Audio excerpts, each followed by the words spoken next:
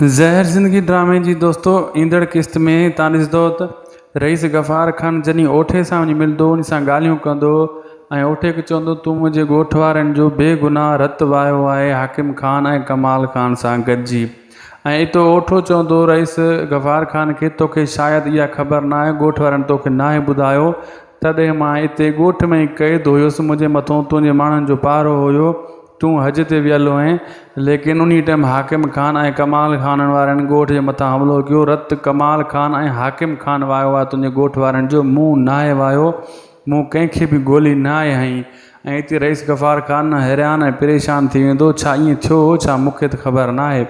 हू पोइ पंहिंजे माण्हुनि खां पुछा कंदो त वाक़ई छा इहो ईअं ई थियो हुयो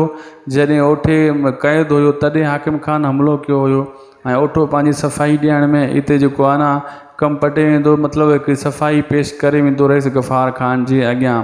ऐं तव्हां इहो बि ॾिसंदो त कमाल ख़ान नेक्स्ट एपिसोड में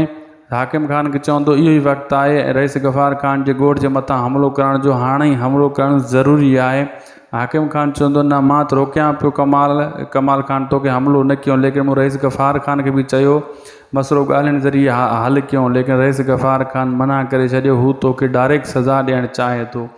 ऐं रईस गफ़ार ख़ान चवंदो ॻोठ वारनि खे त पारो वधाए छॾियो ऐं ॻोठ जे ॿाहिरां माण्हू हेॾो न पियाए छॾियो त कमाल ख़ान काथों बि शैतानी करे सघे थो। ऐं रबन जेको आहे अहमद सां निबिरी करे पोइ पंहिंजी माउ सां सलाह कंदो चवंदो मीरा त मूंखे मिले ई कोन थी मां तंग थी वियो आहियां लेकिन हाणे अॻिते नेक्स्ट